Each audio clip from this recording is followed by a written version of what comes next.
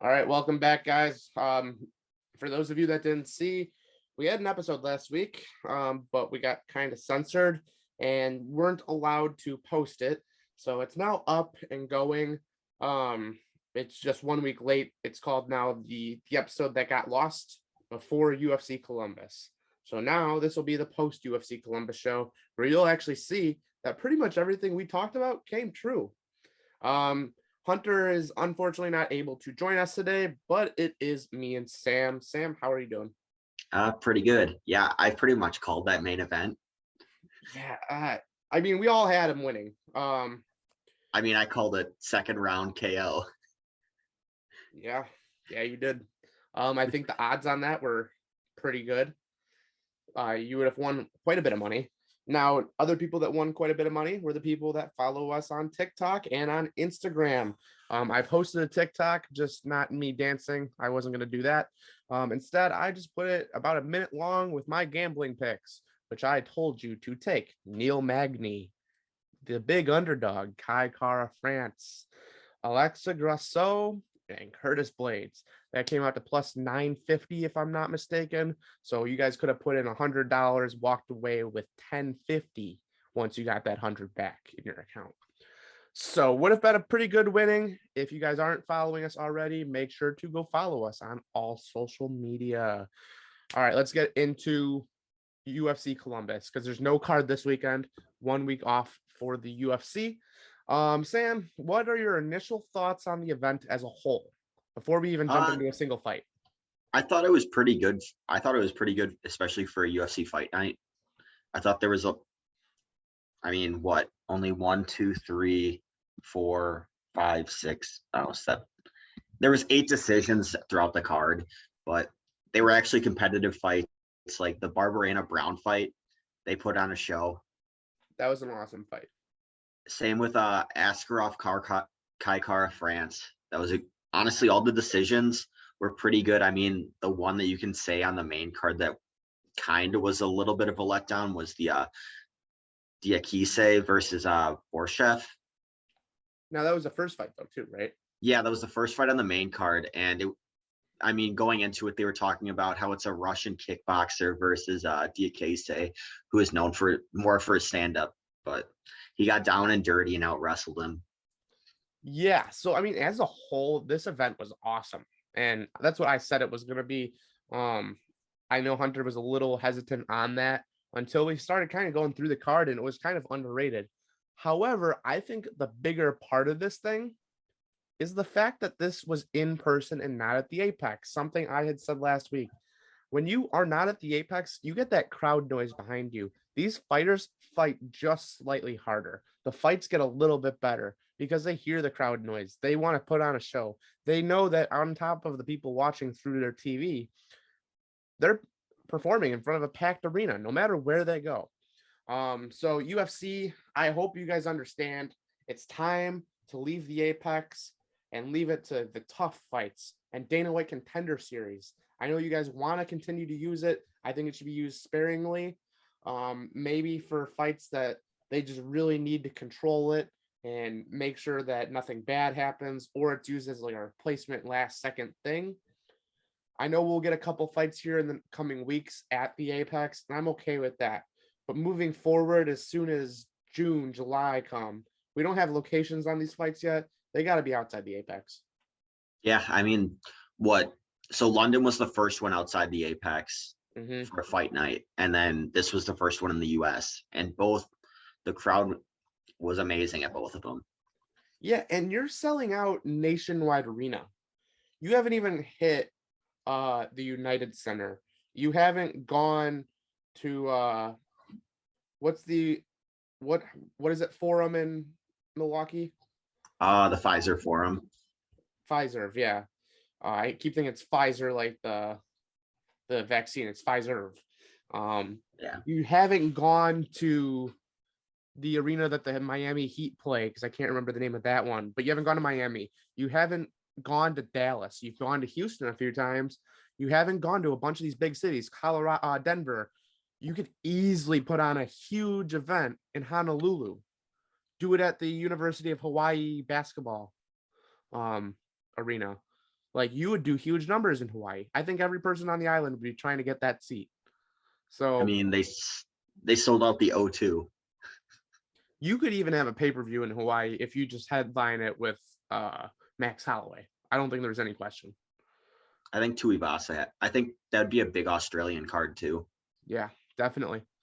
And I don't think anyone's going to complain about that. But no, there's so many arenas. Seattle, as much as I'm not a big Seattle person, Seattle could use it. Oklahoma City would sell out. A lot of these southern states love the UFC, haven't been able to see anything. You have Bridgestone in Nashville. There's got to become these fights inside these maybe smaller market, but very marketable cities. On to the actual fights. I love this card. Like I said, the fight that's obviously going to stay with me the longest was now the number 2 contender fight in the flyweight division. Kai Kara-France taking out Oskarov. What was your initial reaction to that fight? Because I think that's the fight that everyone wants to talk about. I mean, when Oskarov got on his back, I think first round Oskarov got on his back, had a leg or had a body triangle in, and Kai Kara-France just kept fighting those arms, kept fighting him. There was a couple of times where I thought he was going to get that rear naked choke in, but he kept fighting. I think that was just it. Kai Kara-France just kept fighting. As soon as he got in the stand-up, he was obviously the better fighter. Yeah, and he knew he was defeated in round 1, which hearing the crowd boo too, I think played all more part in the Kai Kara-France, because I think Oskarov was coming off of over 1 year layoff, possibly 2 year layoff, where it was I think it was almost exactly a year. So he's been on a layoff. Then he hears the crowd booing. He's then gonna be like, well, I don't want everyone to hate me. I need to change my style up, which played right into Kai Kara-France's hands. If that thing was at the apex, I guarantee that's a whole different outcome. Oskarov is dominating him on the ground once again, and we're having a completely different outcome. I also did say, though, during the fight, as soon as the first round was over, I kind of said Oskarov, his arms are going to be dead, because he tried for 5 straight minutes to squeeze as hard as he could. And Kai Kara-France has the cardio similar to like a Colby Covington. We haven't seen it really over 5 rounds. However, we will eventually. We definitely will. Whether that is against Figueiredo or Moreno, that's yet to be seen. Yeah. Which, I mean, Kara-France's last 2 wins are against Oskarov and then also your boy.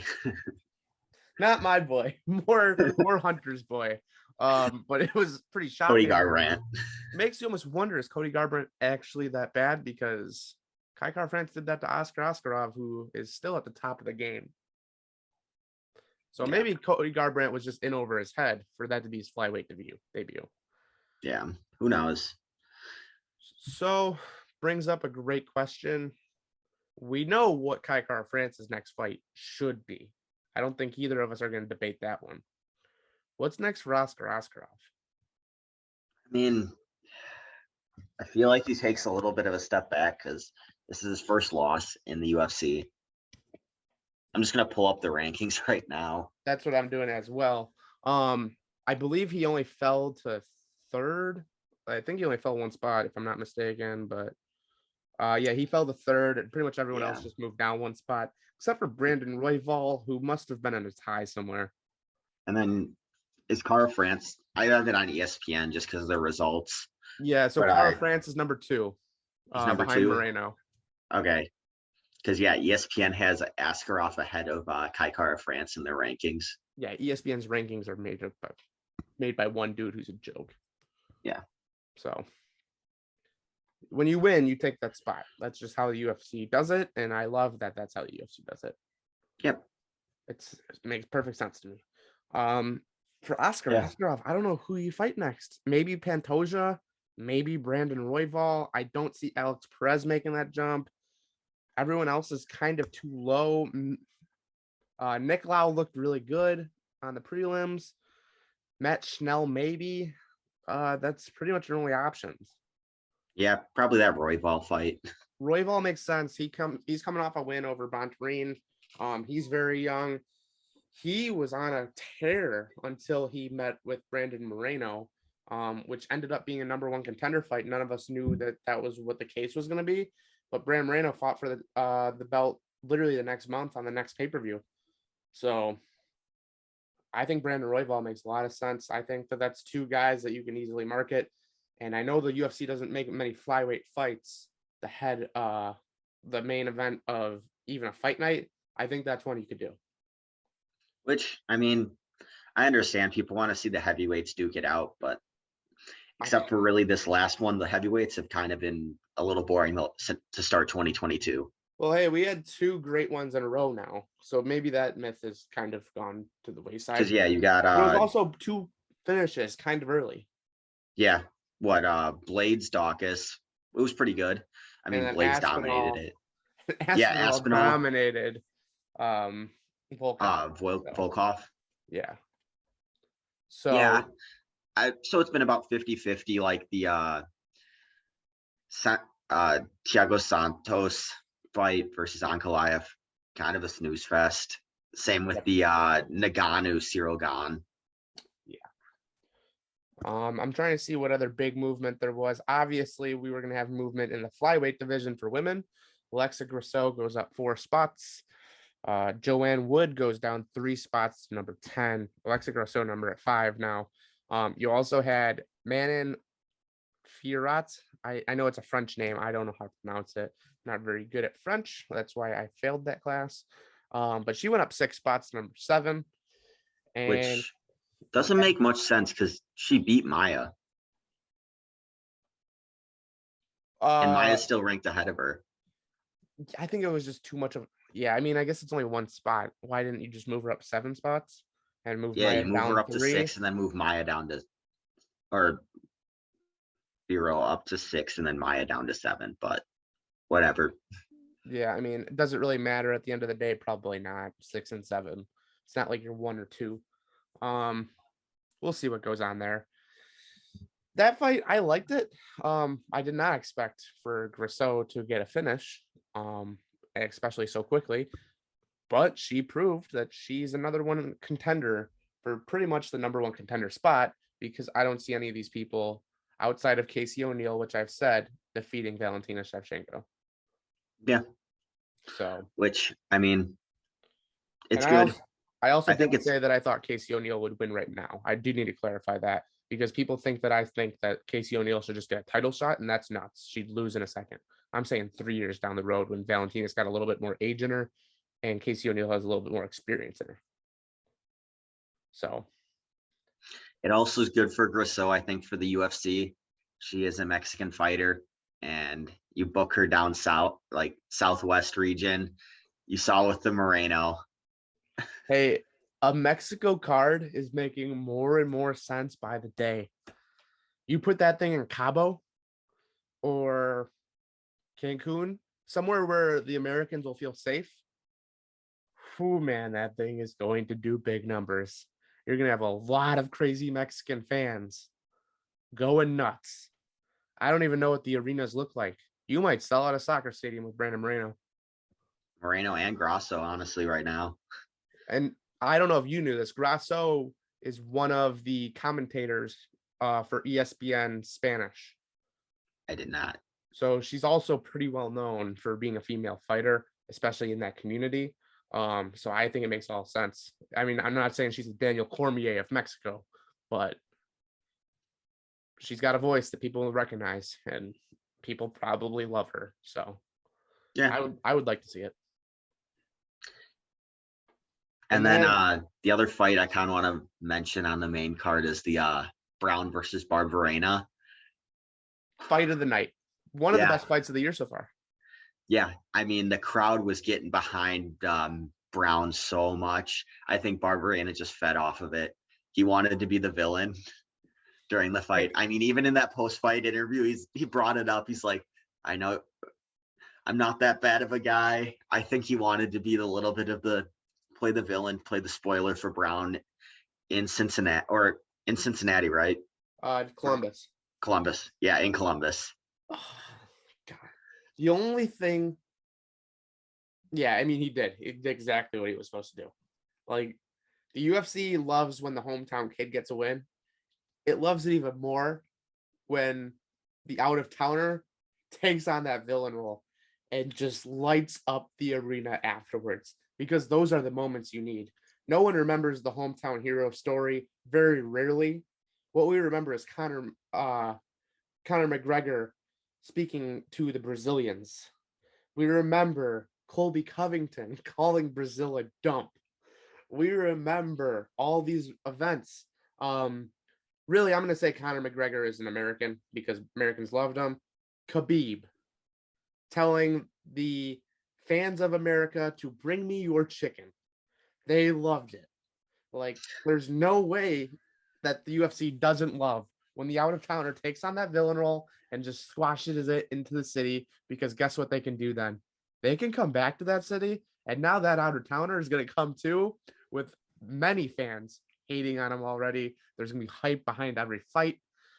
And then you can also still book that Columbus kid because he's still from Columbus and people are still going to cheer for him. So now you have two fighters that you can book next time. Yeah, I thought it was great. So I think it's awesome. I think the UFC is very grateful for this card. And then with no movement in the rankings, not even a decrease in points, didn't really expect Curtis Blades to move up, but I did expect Chris Daukaus to maybe take a couple steps back. Yeah, Curtis Blades knocked him the fuck out. Daukaus has gotten knocked out in the first and early second round to the number 4 and 5 heavyweight in the world. I mean, we may have rushed him to this point, though. I think that needs to be said. I did say after that Derek Lewis, I think he should have taken a step back, fought someone that was maybe a little bit easier for him to get a few wins under his belt, get his confidence back. But yeah, so he rushed back in, and I think it was ill-advised to go up against Blades at this point. Let's just ask ourselves, what's next for Curtis Blades and what's next for Chris Daukaus? We'll start with Chris. So Blades has already fought Lewis. Yep.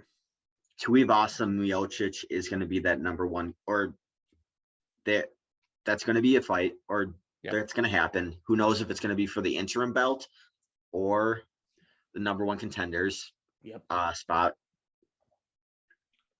Because no one knows what's up with Ngannou. I think Aspinall and Gain are going to fight each other. And then you got the France-England rivalry right there. Yep. That you can build up. UFC did say they want to bring a pay-per-view by the end of the year back to the UK. So that makes perfect sense to put it as like a co-main. So yeah, I think Blades, I think he's a little bit out of luck right now for the next couple months. I mean, I don't know who you take on like this. I believe Volkov just got dominated by Aspinall. And I'm pretty sure he's fought Volkov. Yeah. So I don't know who he can possibly fight. I think he's fought Rosenstrike. I mean, I don't want to. You don't really do this, but do you do a Blades Lewis too? I don't know. I don't think you want to risk Blades now losing again. Because then it just destroys everything he's worked for. So yeah, let me go through his last like 7 fights or so. So for Blades, he beat Daukaus, he beat Rosenstrike, which I actually didn't remember that fight. I didn't think he fought anyone since Derek Lewis, but he did. Loses to Derek Lewis, beats Volkov, beats Junior Dos Santos, who is now in Eagle FC, beats Shamil Abdurakhimov. He beats Justin Willis, loses to Francis Ngannou, beats Alistair Overeem, Mark Hunt, Alexei Oleinik. I mean, the names go on. He's actually fought Ngannou twice, which I did not know. Is he 0-2 against him? Yeah. So he's not going to get a third fight against Ngannou. No, and he's not ready for a title shot either. So yeah. And then I think you got to book Gain versus Aspinall. 2 guys who can grapple, and it comes down to striking because I think Aspinall wins that. I mean, I like both. I think both are pretty good on their feet too. This is the most loaded the heavyweight division has been in a very long time.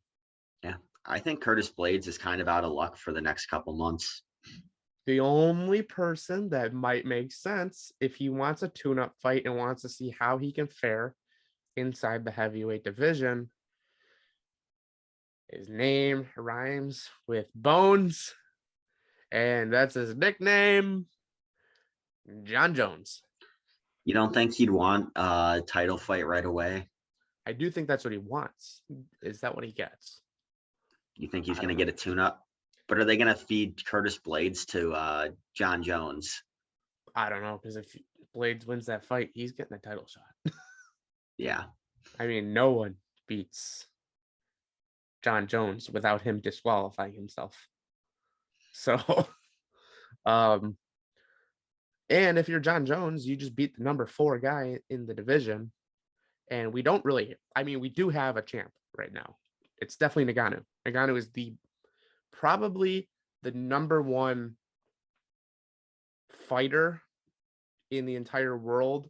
Like, in terms of if every person in the world without a cage, I'm not even saying inside like the octagon, just had to fight each other. And we had to figure out who was the strongest and toughest and most dangerous person alive. I do think it'd be Francis Ngannou. I don't think there's a single person in the world, no matter what type of fight. So we're saying Tyson Fury goes up and fights Ngannou. Ngannou would take him to the ground. He'd win that fight. In a boxing ring, it'd probably be a lot different. I think Fury would beat him. But in just general street fights, Ngannou's probably the baddest man on the planet. So, which is what you want from your heavyweight champ. When you're the UFC, that's the number 1 thing. But we're also coming off an injury. So he's not going to be able to return till January of next year, saying he returns. I do think he's going to fight boxing. I think this is something Dana's going to say, okay, let's let you box, but let's also make sure that you're in the UFC. Let's let you make your money outside. You're probably going to lose the Fury, and who knows if you'll ever want to box again, because you just said you wanted to box once. Okay, fine. If you want to go lose the Fury, go do the Conor McGregor thing, go ahead. Dana White's going to make his money. You'll make your money. Relationship restored. But we really don't have a champion. So that's where this all comes back to. John Jones needs to fight at some point. He's only getting older. Blades might make sense. Yeah. That's pretty much the entire card. We don't have a card this weekend. Yeah. I mean, one thing I do want to bring up, I mean, he's been calling out the number 1 pound for pound guy. So I was going to say, UFC. Okay, before you say this, because I think people already probably know where you're going.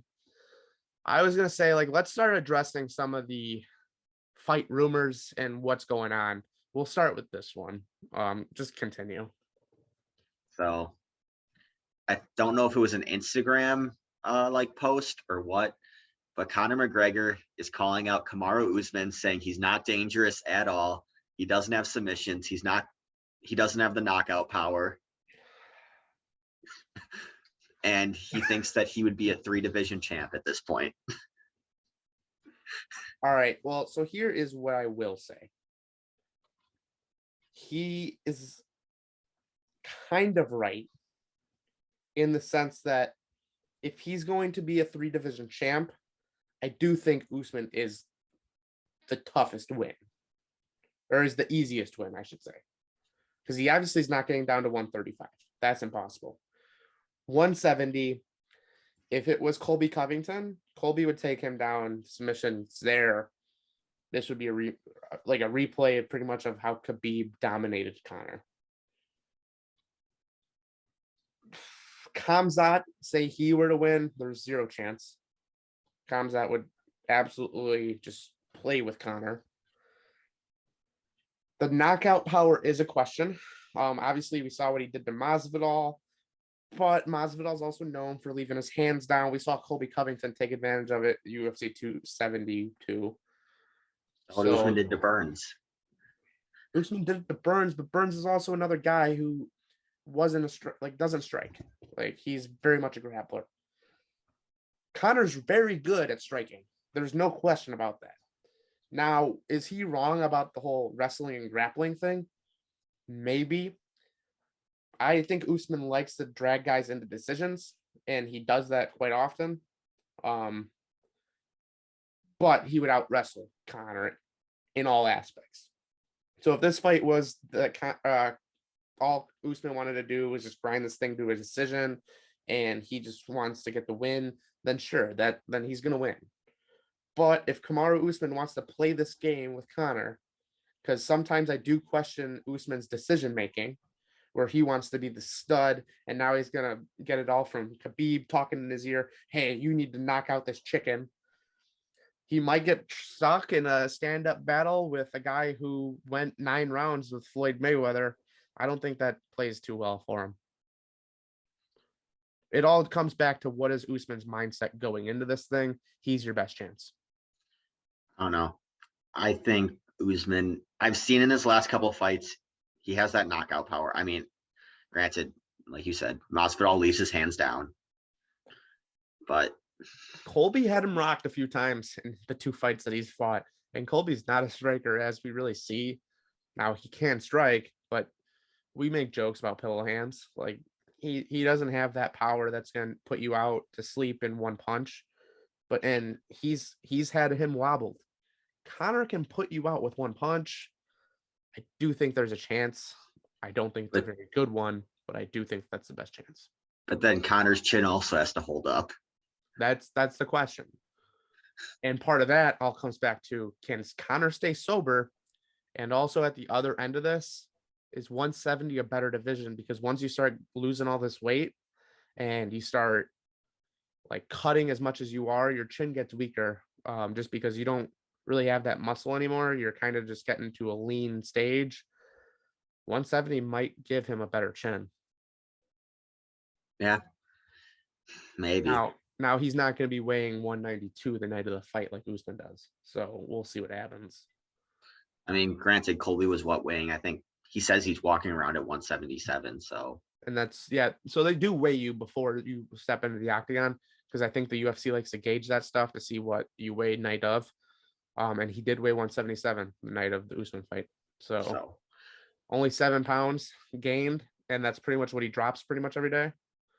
I heard he was walking around at 170 when he did that Full Send podcast, and when Masvidal sucker punched him. Yeah. So I mean, there's days probably where he doesn't even have to cut weight. Yeah. So another fight in the works, possibly. Colby Covington has finally broken his silence. He's fine. I have a feeling he's gonna take away the charges off of Masvidal. I think this is all a big scare tactic. But regardless, he wants to possibly fight at 185. He wants to take on Israel Adesanya. If he goes up to 185, he gets a title shot. I don't see why he wouldn't. Yeah, because Izzy's beaten Whitaker twice, Cannonier. No, he's gonna fight. Oh, he hasn't. He's beaten Vittori. Twice. He's beaten Costa, right? Yep. So really, there's I think there's really Sean Strickland and Cannonier that Izzy still has to fight. And Strickland just got a fight. I'm trying to think of who it was with. Because he's been all over the news. I can't remember who he's fighting. But yeah, I mean, I could see Colby going up to 185. I don't think it'd be a very good matchup for him versus Izzy. I do. Izzy's not a good wrestler. You could say that, but people said that Bobby Knuckles was a good wrestler and he wasn't able to take Izzy down. I do think it's different. I really do. Oh, Alex Pereira is going to fight Sean Strickland. So the one guy that beat up on Izzy's kickboxing is going to fight Sean Strickland. And if he wins that fight, he might be on the way to a title shot. But then are you really going to give him a title shot before you would give Colby Covington? I don't think so. I don't know. I think I'll say this. I think Colby out wrestles Khabib. I don't think there's many guys that can do it. I think he would put up a tough fight for Khamzat. I actually am not convinced that Khamzat's going to beat Burns, but well, again, massive step up for, the 2 guys that you brought up. Pereira, massive step up with Sean Strickland. I don't think Pereira looked that good in this last fight. I don't either. And I thought I thought Sean Strickland looked amazing. I can understand that So you don't like the person, but he looked like a real good fighter. and then Kamzat going up against Burns. Yeah, and I mean, Kamzat, he's looked unbelievable in his three or four UFC fights. I think he's 5 now. He's either at 4 or 5. I can't remember how But yeah, many he's he had looked unbelievable in every over. single one. Yeah. Oh yeah. I mean, he doesn't get hit. So, but I think He's had what? that's going to Two change. significant strikes against him in 4 or 5 fights. That's going to change against Gilbert Burns. Gilbert Burns is a tough guy. What if it doesn't? If it doesn't, then you know what comes out, probably gonna be the greatest of all time. So I don't see that happening.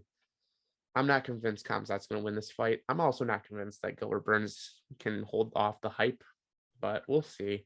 I think it's going to be a pretty close fight. That's all I'm going to say. And then isn't another one in the works, Muhammad Luque? Yeah, that's confirmed. That's confirmed. That's in like 3 weeks. Oh, nice. And we still don't have a location on it. That's the crazy part. Like, we have a fight between Luque and Bilal Muhammad, and as far as I've seen, I was just on the media website right before this, applying to go to Phoenix and Vegas for 274, 276. Luque versus Muhammad, April 16th. So it is in the Apex. The UFC media website does not have a location on it. It says do not buy hotel room. Yeah, on the UFC website, it has Luque Muhammad, UFC Apex, Las Vegas, Nevada, United States. Does it say tickets? It does not. So they sell limited tickets to this thing. They would at least have resale on there. There's probably a reason, because they don't know what seating chart to put on. I think they just are putting Apex on all of these until they find out what they want to do. I don't think it's going to be at the Apex. I think the UFC knows how much money they're about to lose. As Apex. We'll see. I mean, the UFC media, which is us, does not have a location. It says TBD. Not, I mean, it doesn't say not Vegas, but it says do not book hotel rooms. So. Yeah, pretty much the only thing they have confirmed now are UFC pay-per-views on where they're going to be. Yeah, we're getting those hot and heavy. So we have, because it's going to be Phoenix. Although I think we need to watch out for Singapore. Because right now, so it goes Jacksonville, Singapore, Phoenix, Singapore for 275 to Sherrick Prochazka. International Fight Week after that. Yep, to be determined. So for the headliner, Las Vegas, and then the only other one confirmed is 281 in Abu Dhabi. Yeah, because they're going to go back to Fight Island, which they have a full-on arena there. Like, it looks amazing. I want to go, but I know I can't just get up and go to Abu Dhabi. I don't think my new job would have liked that very much. They do give good vacation time, though, let me tell you. But I don't think they do that right away. Yeah, I mean, and there's going to be a second July card. Singapore, we really have to watch out for, because there's a real chance they're going to have to move that thing back somewhere in the States and or London, due to everything happening in Eastern Europe, Middle East area, Asia. If China attacks, I guarantee it's getting moved back. Yeah. So, and that's not a political jab. Please don't censor us. Yeah, I mean, and there's going to be cities that in the US deserve pay-per-views. Again, Chicago, Boston, maybe Milwaukee. Milwaukee's probably more of a fight night. Yeah. Miami, Dallas, Nashville. I think a pay-per-view in Nashville would be amazing. It would be one of the craziest environments. They'd break records for sure.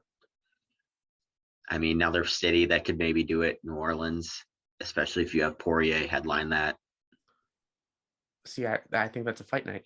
What unless a 165 division comes out and you have Colby Covington versus Dustin Poirier.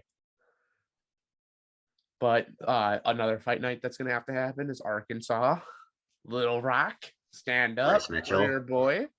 I'm saying it right now. If they're in Little Rock for a fight night, we're going. I mean, I'll go to Arkansas for sure. They're gonna really have to do the South. Birmingham, Alabama would be awesome. Or if you wanted to do it in a real college town, you go to Tuscaloosa, play where the University of Alabama basketball team is. That'd be cool. I don't think anyone complains about that either. Yeah, that's pretty much it. UFC headlines have been down a little bit this week opposed to last week. Yeah. No one's getting arrested, so that's always a good thing. Colby Covington, the Full Send podcast was awesome. I don't know if you listened to it. Yeah, it was pretty great. It's hard not like that guy. I know people don't like him because of his political beliefs. Get past that. He actually does care a lot about other people. And he is a pretty genuine guy. He's the type of guy that you'd probably want to be neighbors to, if I'm being completely honest.